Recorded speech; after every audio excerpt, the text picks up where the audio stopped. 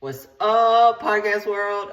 Okay, so I'm actually going to be splitting this into different reels because this is 9 ways you're holding yourself back from reaching any goal, definitely your physique goal, your health goals, your physique goals, your body goals. 9 ways you're holding yourself back. So let's go. This is coming from client check-ins. And all the women that I talk to every weekend at all these shows, and all the women I talk to that are not at these shows, all women. These are just 9 ways that you're holding yourself back. Make sure if you are trying to get somewhere with your physique, if you're trying to change your physique, lose weight, lose fat, build muscle, you are not doing these 9 things. Because if you are doing these 9 things and you have those goals, you ain't going to reach them if you keep doing these 9 things. Okay, and it's all going to come back to the mindset of victim, to be honest with you. That's like the victim mentality in some way, shape, or form is every single one of these. So number 1, I failed too many times before. What makes this time any different? Well, what you choose, who you choose, how you choose, that's what's going to be different. If you choose me as your coach, that's going to be different. So if you failed too many times before, I would hope that you wouldn't continue to do the same thing. And the same thing can look like going from Ozempic to, let's say, I can't even give you an example of like another one, to no eating, or that's not a good example. Going from, there's 2, well, it just goes from anything. You could go from Faster Way to Fat Loss, which is a okay program. It's a healthier program than Ozempic or Optavia. That's what I was thinking of. You can go from, that's where people go wrong, is I'm going to try Optavia. Okay, that didn't work, not sustainably. All right, I'm going to go over here and try Ozempic. Okay, it's the same thing. You're doing the same thing, except these 2 companies are working probably together and saying, let's just change the formula a little bit and call it something else so everybody keeps coming back to us, because they keep coming back and doing the same stupid things. So let's just pray, literally pray on these people that have no knowledge of the body and how it works, how hormones work, how metabolism works, how the body works. Let's just tweak it a little bit, call it something else, and when they figure out this one don't work, they're gonna come over here and they're gonna get that one, and then we're gonna be millionaires. That's literally what they're doing to you. Don't let them do that. So I've failed too many times before. What makes this time different? What makes this time different is going to be who you choose and the program you choose. That's the only thing that's going to be different. And if you don't make it different, if you keep choosing those Ozempic, if you keep choosing to do these faster ways of doing things, then you're going to literally get the same outcome that you've been getting. So if you failed too many times before, just stop what you're doing. Stop trying to do anything. I don't even want you to do any type of diet program today. Just stop and reflect and say, what is the common denominator between me and all these failed attempts? Let me tell you what the common denominator is going to be. You making a decision. So make a better one. Make a logical decision. Make a decision that's better than the ones you've been making, because the ones you've been making have gotten you where you are today. So that's what's going to make it different. All right, number 2, I'm too out of shape to start something like this. This one, I hear I'm too out of shape, I'm too old, I'm too this, you too whatever you tell yourself. And if you keep telling yourself you're too old, you're going to be too old. And if you keep telling yourself you're too out of shape, you're too out of shape. But who are you comparing that yourself to? Me? Well, I've been on my journey for 11 years. My clients, they've been on their journey a lot longer than you. So give yourself a fair chance if you're going to compare yourself to somebody comparable to you, which when you look at it that way, you can't compare yourself to nobody, because nobody is comparable to you. No one's been through the same life as you. Nobody has the same situation as you. Nobody has done, if you got mental healing, nobody has had to deal with it outside of you the same. We got a lot of things we are similar. There's a lot of things that have a lot of similarities, but nobody is you. So nobody's been through what you have been through. Again, that doesn't mean that you can play the victim. But if you keep telling yourself you're too out of shape, if you keep telling yourself that you're too old, if you keep telling yourself all these things, then that's what you're going to be until you stop. It's literally that simple. And labeling, so this would be labeling yourself. And I don't label myself, and my girls, we don't label ourselves except for our names. I am Gracie. Gracie Record. That's it. That's the only label I got. I'm not a bikini competitor. I'm not a fit model competitor. I'm not a coach. I am Gracie Record, and that's it. Period. And so that eliminates us from labeling ourselves to even if we're just subconsciously categorizing ourselves under too out of shape, too old, too anything. So we just don't do it. We just don't label ourselves. That way we can just be one thing. Gracie Record, right? So if you keep telling yourself you're too out of shape, too old, too this, too that, and it's funny because my girls will be like 30 years old. I'm just too old, or I've got 2 kids. You just in your prime. Like, it don't matter you got 2 kids, 4 kids, 5 kids, 1 kid, 0 kids. It don't matter if you're between the ages of 20 and I'd say 60, maybe even 70. You still in your prime. So change your mind and change your words so you can stop living in this victim place, or you're going to be living there for the rest of your life. And I don't want to live there personally. I want to live in a place where I feel good, one, I look good, two, and I am good. And if anyone labels me anything, it's going to be me. And if anyone else labels me anything else, then it don't matter. So eliminate labels so that you can stop telling yourself that you are too anything to start something that you're comparing yourself to people that already started, most likely. Okay, third question, holding you back. What if I have a history of disordered eating habits and thoughts? What if I have a history of disordered eating habits and thoughts? This is a big one because first, I want you to know every single woman in the whole world has a eating disorder. Habits and or thoughts. Even tracking macros is an eating disorder. Is an eating disorder. It's a disordered way of eating. There is not a lot of people in this world that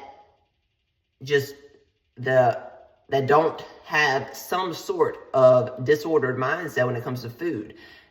In fact, I could probably name 5, and I don't even know if I can name 5 of people that have no disordered mindset around food. That means, in my mind, they do not think much about food. You have to think because we care. We have to put intention into our food, into our decisions. So they don't put too much intention into their decision. They eat and they have no guilt, no shame, no body dysmorphia, no victim mentality, no nothing. They can eat and be happy and and it's not that they don't care. It's that they are that confident that in their body and in their decisions. There's very, very, very few people, and I met a lot of women. There's very few people that do not have a disordered eating habits or thoughts. And so when I say that, so for me, I've been tracking macros since 2013. And up until about 2020, I 100% fell in that category of disordered eating, tracking macros as an eating disorder. I went from having a binge and purge eating disorder to having a tracking macros eating disorder. And it served me.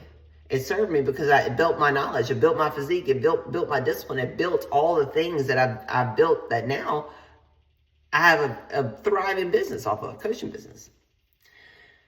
And so in 2020, it was really when I started building confidence in myself with intuitive eating days, intuitive eating weeks, intuitive eating without planning.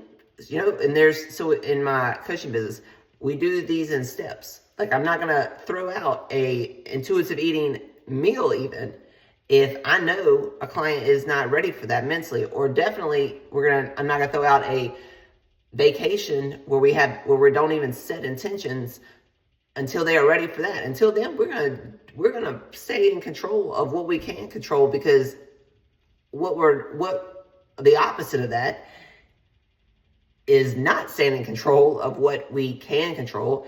And then when you don't have control of the only things you can control, you have no control at all.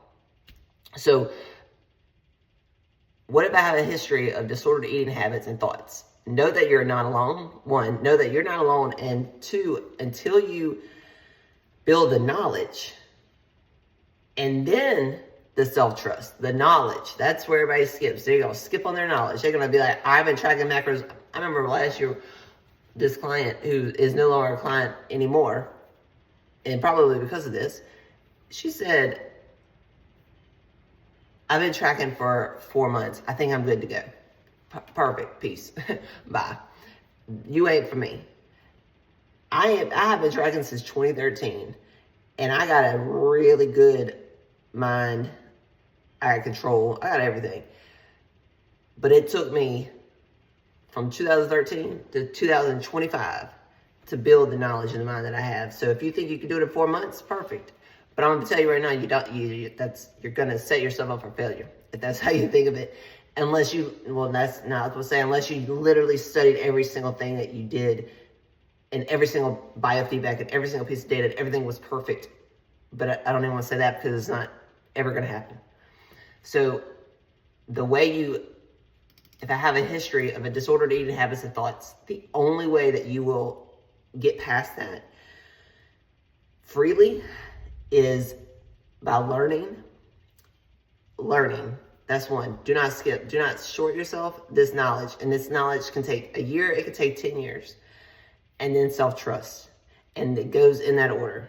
So know that you're not alone. Know that every woman has some sort of, even a low carb, even if you just think low carb or no carbs after dark, all of that is disordered thinking. None of that is true. All of it is just made up beliefs. People think low fat, high protein. All of this is just disordered ways of thinking about food that are not rational and are not logical and do not have any type of science proof that this is actually legit. So all of that is disordered thinking. You don't have to have a binge eating disorder to have an eating disorder. That is a disorder is the definition of a disorder is where something is not, I don't even know let me look it up. Let's see what chat GBT says.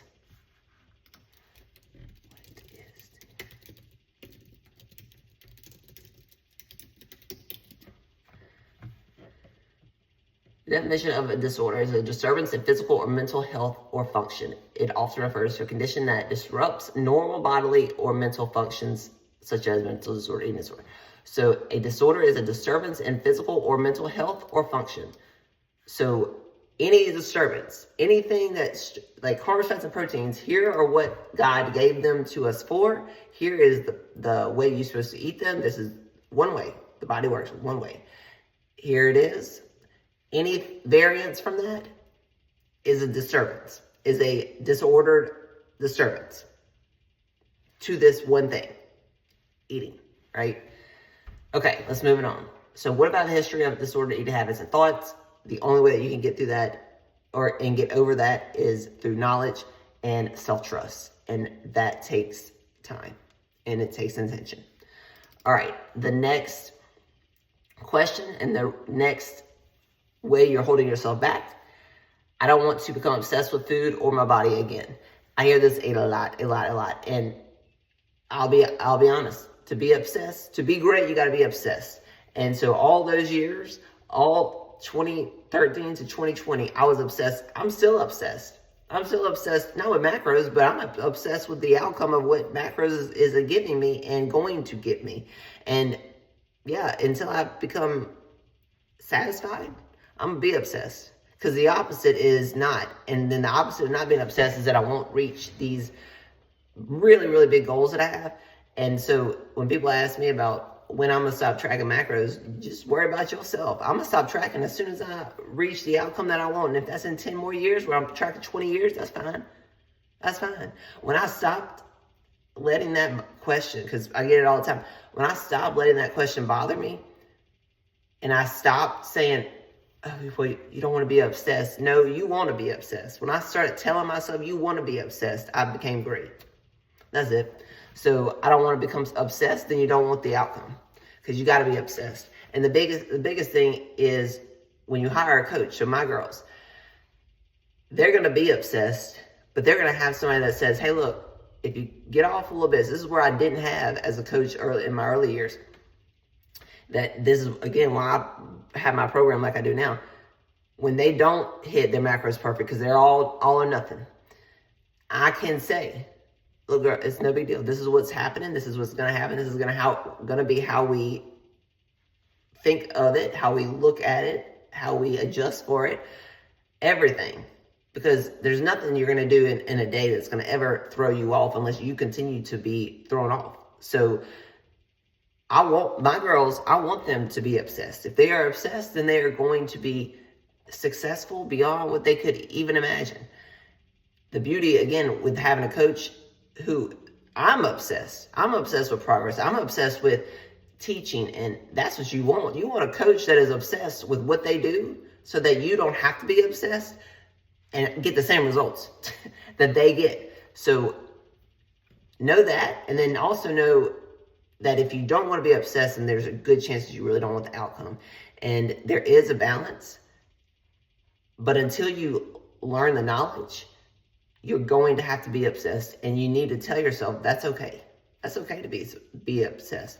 And if somebody or if other people around you say that it's not okay to be obsessed, then maybe we need to be obsessed with who they are and why they are in your life, because obviously they don't align with you, and that's okay too. So be okay with being obsessed. That's how you become great.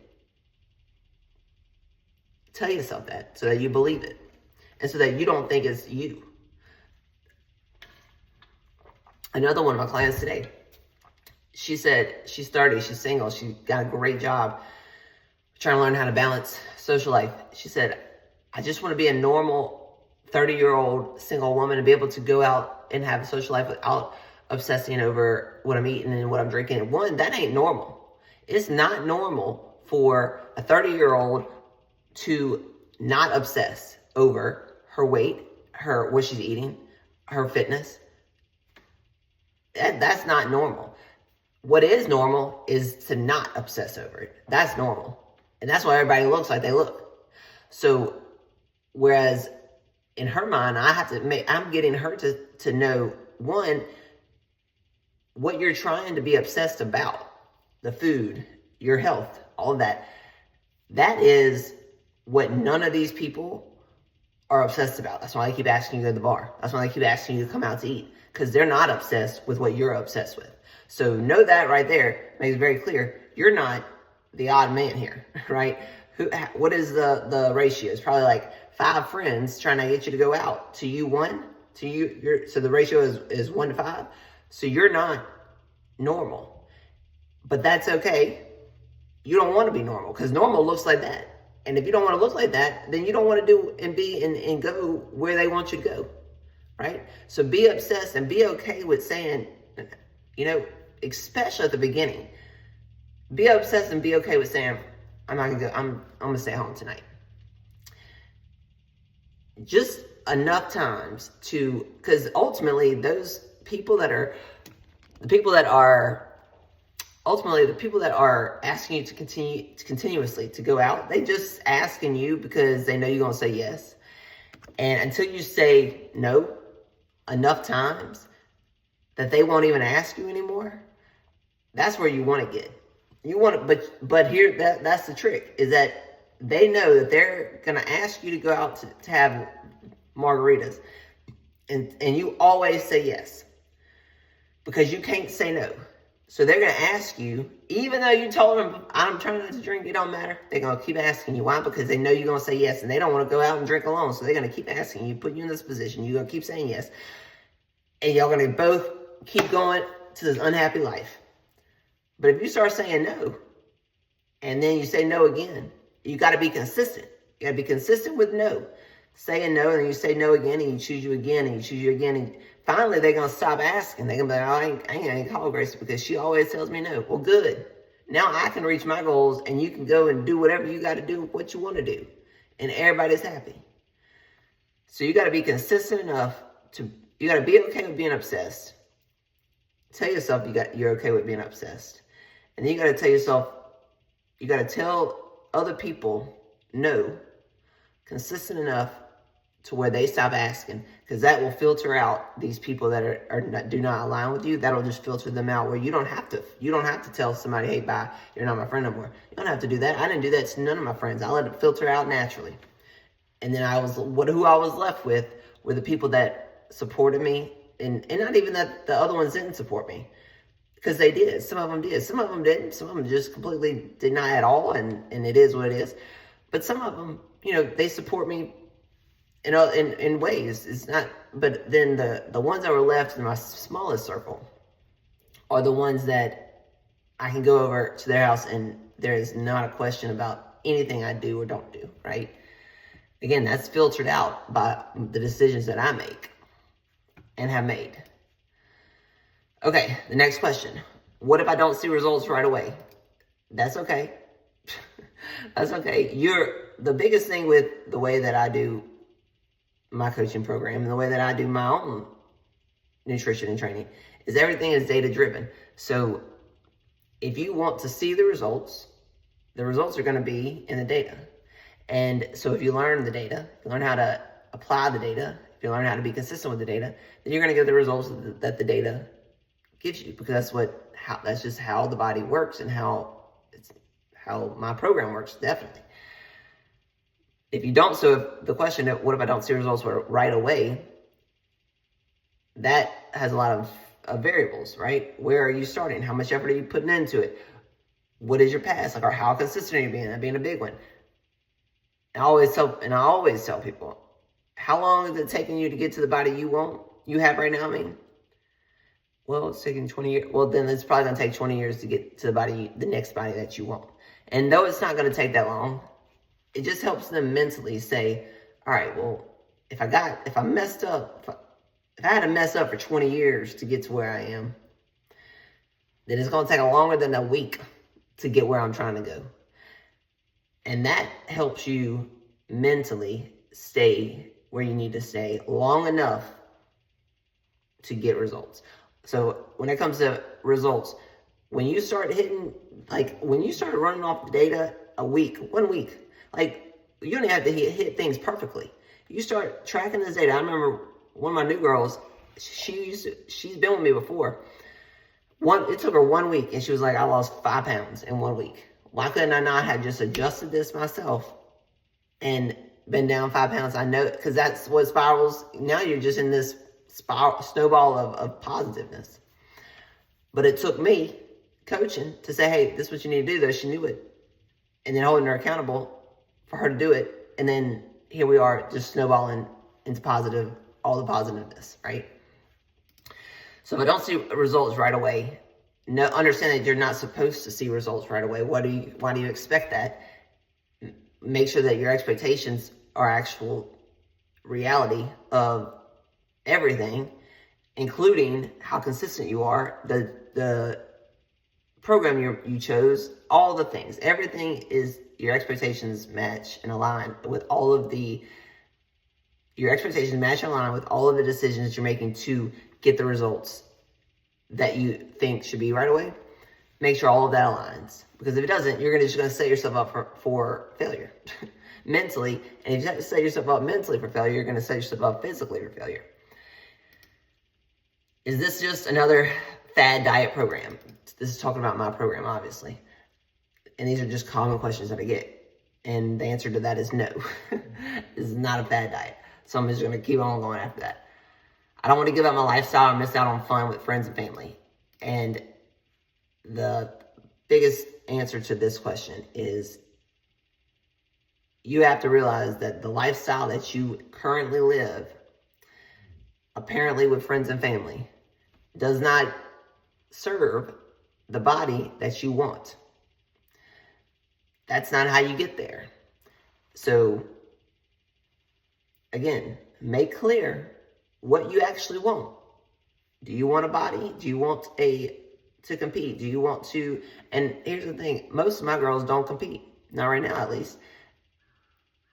So with my girls, we have to, they gotta really want to be strong and have a flat stomach and have a metabolism that's healthy and have hormones that are healthy and functional. They have to want that because there's not a stage waiting for them.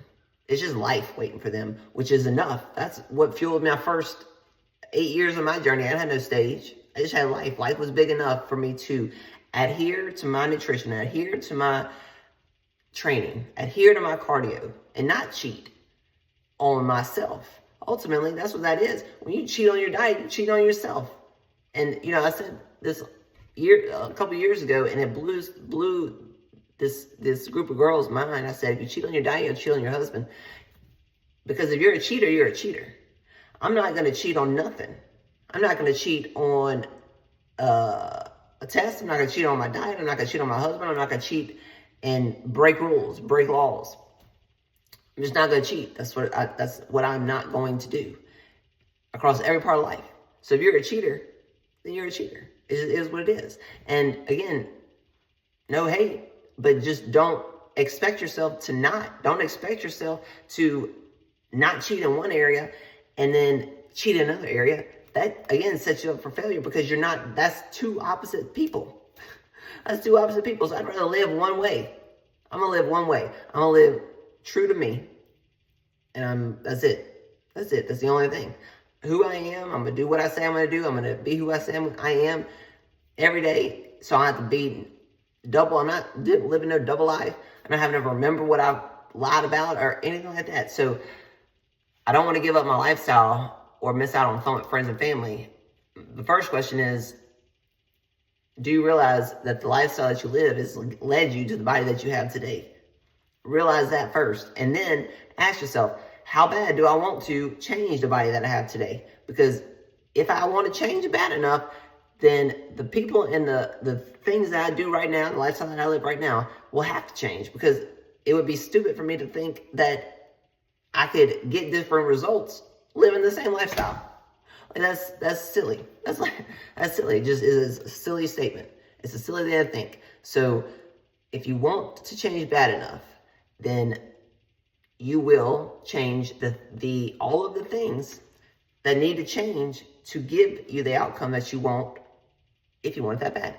And the thing with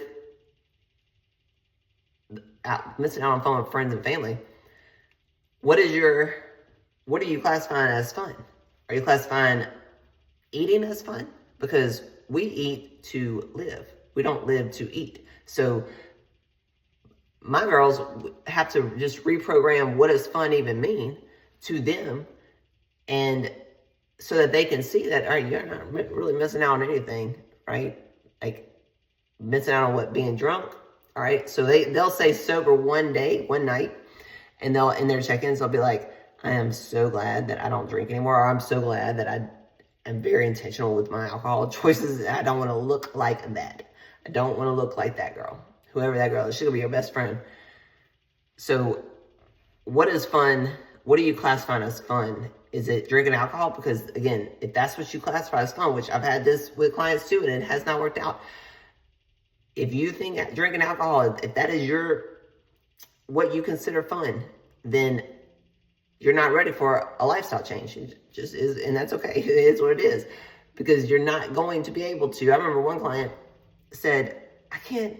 She was in tears, which is blew my mind, because she couldn't stop drinking. She was like, alcohol really has that big of an impact on your body composition? I was like, yeah, it does. And she was crying. It had her, that's a disordered thinking. It had her that upset that her tears were because she could not stop drinking alcohol long enough to see sustainable changes. That's sad. But it is what it is.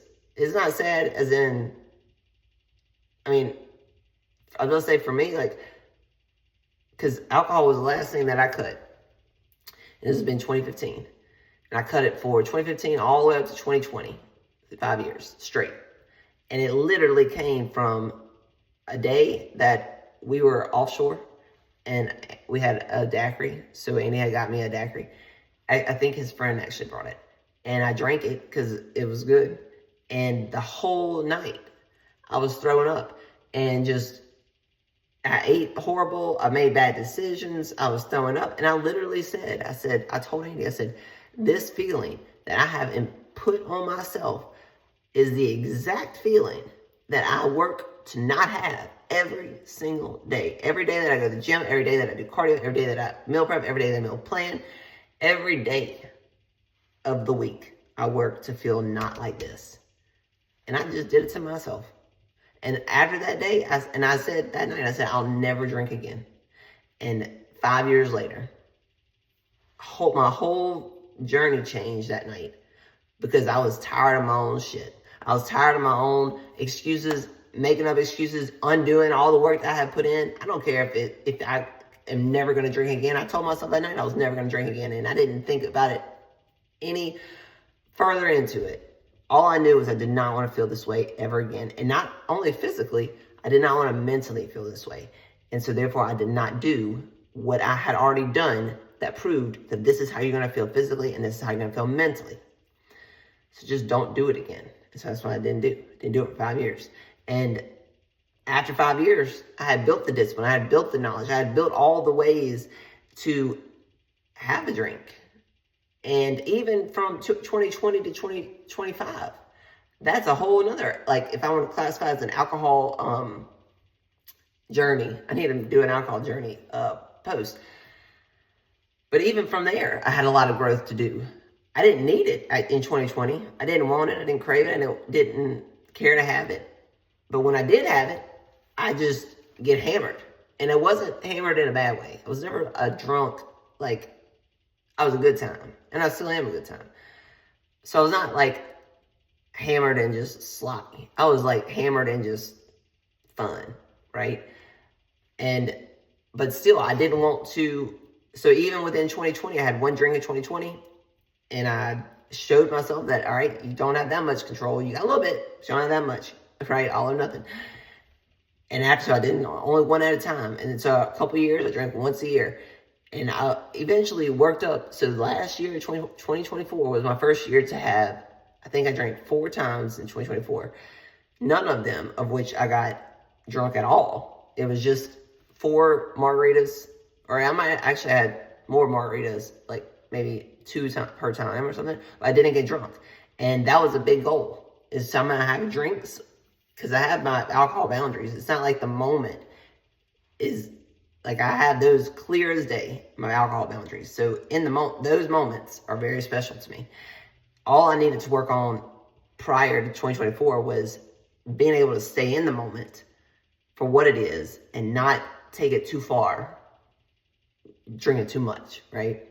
To where I regret anything. And it's not that I didn't do anything. I would never do anything bad or that I would regret. But I didn't want to, like, getting too drunk. Or not too drunk, getting drunk. I regretted getting drunk. And I didn't want to do that. I didn't want to have any regrets to myself. So that was something I worked on last year, and it felt so good. It felt so good. So, going back to the question, I'm going to give up my lifestyle, which we already talked about, or miss out on fun. What is fun to you? And be honest with yourself. If fun to you is not healthy, then don't set yourself up to think that it is and believe that it is. So then you won't expect yourself to not say no to alcohol, right? Literally, just set yourself up for success here. And one way you can set yourself up is saying, yeah, I am ready. I understand that this lifestyle has gotten me this body. I'm ready to not have this body. So therefore, I'm ready to change my lifestyle. Like that's the answer to this question. Okay, number 8. It's selfish to spend money and time on myself right now. It's selfish to spend money and time on myself right now. One, if you've said that, you've probably said it for years. So bring awareness to that. Bring awareness to how long have you been saying that it's selfish to spend money and time on making myself better. Because until you bring that awareness, and you bring awareness to the fact that you just keep using this as an excuse, then you're never going to change. It's not this. Taking care of yourself is the most selfless thing you can do for yourself and for your family. And I say that because I see it every day in my family. I see it every day with my clients. My parents are still alive, and I'm thankful. I see my clients who have lost their parents for health reasons or other ways. It don't matter. Bad decisions, like not good decisions. And I think I'm so thankful that my parents, they don't have the most perfect health, but at least they're healthy enough to still be here. And at least their mind is healthy enough to make good decisions. They don't drink and drive. They don't really drink much at all unless they're at home. They don't make decisions that put them in a position to possibly have something bad happen that would take them away from this place, Earth, which would take them away from us. So in my mind, and I need to talk about this more, but even with my husband, he had his 2 spinal surgeries over the last 10 years. We've had 2 discectomies. And I talked to him about this the second time. I said, to me, as your wife, when you choose to not work out, when you choose to not eat healthy, when you choose to drink and drive, when you're choosing to do all the things that you're choosing to do that are not going to help be preventative be preventative with your spine or in your lower back, then you're choosing to not me. You're choosing not me. Because you're choosing to take away time that you could possibly give me and Isabella by being selfish. So that's what's selfish. It's selfish to not take care of yourself. It's selfish to not work out and not eat healthy. It's selfish to stay the way you are right now and take time away from your family and your wife and your kids. That's what's selfish. I'd rather you take time now to be selfish. Take an hour a day to be selfish, if that's what you want to call it, to work out, to meal prep, to meal plan, whatever you got to do, to give them a year, to give them an extra 5 years, to give them an extra amount of time, whatever that is, because ultimately we don't know when our time is, right? But in my mind, I go to bed every night knowing that if I do not wake up today, my parents and my husband and my sister and my little girl know without a doubt that every single day I only strived to be the best woman I could be, to be as healthy as a woman I could be, to be the most that I could be for them, for myself, and ultimately that is for them. And that helps me sleep at night every single night, knowing, again, if I don't wake up, I'm okay with it, right? So understand that it's selfless. It's more selfish to not spend time, money, and energy right now when this is all you have to guarantee and give your family is you and time in the future. So it's selfless to invest in yourself, invest in your health. Again, an hour a day, they won't even notice. And I say that at the beginning of my journey in 2013, I woke up at 4 o'clock every day, every morning for at least 13 all the way to 2019, because I knew Andy was sleeping at 4 a.m. And I knew also that when I got home at 6, 7, 8, whatever time I got home that night, he wasn't going to be sleeping. So I wanted to have that time with him. And so I would sacrifice my early mornings, quote unquote, even after 18-hour days. Like I would get home at 11 p.m. from the restaurant and get up at 4 just to get my workout in. It might not have been pulling all the weight and moving all the weight, but I'm going to get it in because that was for my mental health, right? But I'm not going to sacrifice the time that I know I'll be able to spend it with Andy on the latter end of the day. So just changing the way that you think, changing what you classify as selfish.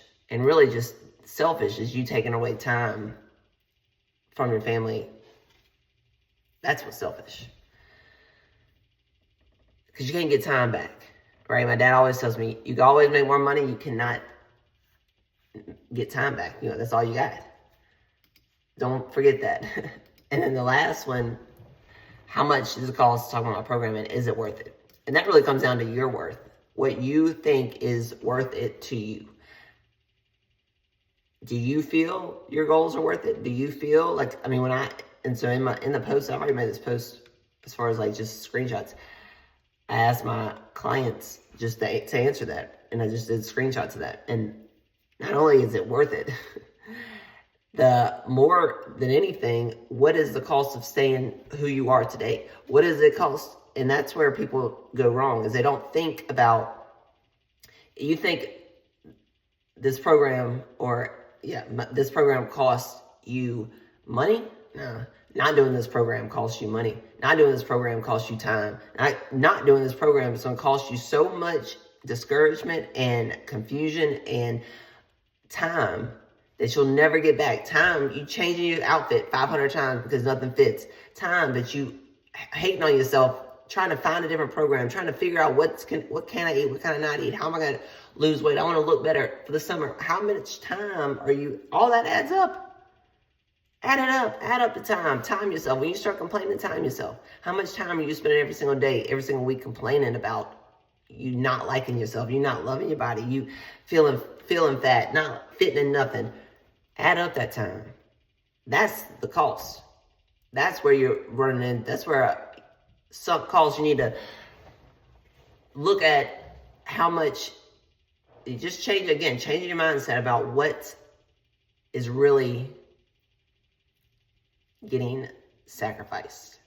Is it really, because when you look at it in that sense, when you hire a coach, all you're doing is you're buying time. You're buying time that you don't have to figure it out. Buying time you can be confident. Buying time you can know 100% that you're going to move towards your goals if you just do this. That's what you're doing when you buy a coach. When you sign up for my program, you're buying yourself time.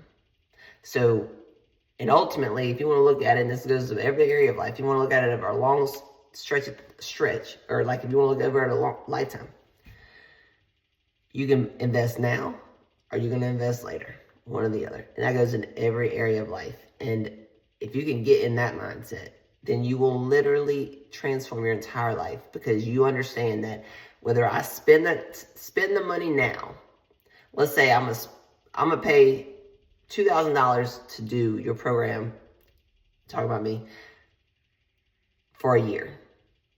I'm gonna pay $2,000 up front for a year, and not accurate numbers, it's just what I'm gonna easily think about. And I'm gonna start learning. I'm gonna start changing. I'm gonna start working towards the body that I want, the mind that I want, the woman that I want to be. And so in a year, I'm not still in the same place that I am today. So that's option number one. Or option number two, I'm going to save the $2,000 and I'm going to try and figure it out along the way. And then possibly in a year, I'm going to be in a different body with a different mind as a different woman. But there's also a chance that I'm not going to be. And so for me, that sense of regret, or that unknowing, I don't want to not know. I want to know when I get on stage in 2 weeks that every single decision that I made the last 2 years in my building season was the right decision, and I could not have done anything better. I could have not made a difference. So, and I think back over the last 2 years, since September 2023, whenever I stepped off stage in Nationals, every decision I made a great decision every single day since that day. That does not mean that every single day I hit my macros perfectly. That does not mean I didn't make mistakes. That does not mean anything except that every day I was proud. Every day I made decisions that, for me and my family, fit that situation every single day since then. And also fit, ultimately, the goal that I'm going to have in 2 weeks. And so that is what, for me, when it comes down to what's worth it, I'd rather live with no $2,000, knowing that I'm working towards this ultimate goal that I'm going to hit, I'm going to reach in the time that he has me reaching it. I'd rather have no money and know that I'm on the right path towards wherever I'm going than have all the money and not know what path I'm on. That's just me. So when you talk about, is it worth it? Really, I want you to ask yourself, are you worth it? Because that's what ultimately you need to answer. Because when I answer that, I'm worth every penny. And that's that. It just is what it is. So what is the cost of staying the same? What is the cost of staying the same? Answer that too. And if that cost of staying the same is more than the cost of change, that's when you're not going to change. That's when the girl that likes to drink alcohol that was crying, her cost of the staying the same with the same friends and the same lifestyle was too much, was not enough, really, was too much for her, but not enough to change her. She did not want to let go of that enough to change. So that she didn't. That's okay, right? But the cost of staying the same has to be far, you got to want to not be this woman anymore. You got to want to be that woman, whatever that woman looks like. You don't even know because you've never been her, but you know that you just don't want to be. That's me on that boat. After that day, drinking on the boat, I know that I just don't want to be in this position ever again. And that's all it took. Changed my whole life. Okay, so if any of these questions you have, or these statements you have with yourself, listen to them again. Understand that you are going to always be in charge of your success. It's all up to you. Literally, it's all up to you. And it's like a light switch.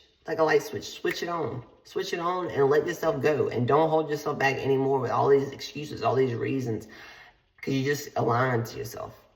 Let yourself go and see what happens. Just see what happens. Just give yourself a chance. That's the story of my life. Give myself a chance, and I'm just going to see what happens. People are like, you going to stay in fit model? I don't know, but I'm going to see what happens. In 2 weeks, I'm going to see what the judges say. I'm going to see what happens. And then I'm going to do a show after that? I don't know. I'm just going to get to this one first. I'm going to get to this one first, and then I'm going to do it. I'm going to see what happens. And then I'm going to make a decision after that. And I've proven already that I make good decisions. So whatever happens after, I'm confident in that that's going to be a good decision. That's the confidence that you want to build. Is that you're so confident in yourself and in your decision-making process that you don't need to know the next step. All you need to know is the first step. And then after the first step, you trust yourself enough to know that you're going to make the best decision to make the second step. And so therefore, you don't need to worry about the second step right now at all. Just stay focused on the first step. That's it. All right. Have a great week. 2 weeks out. Let's keep going.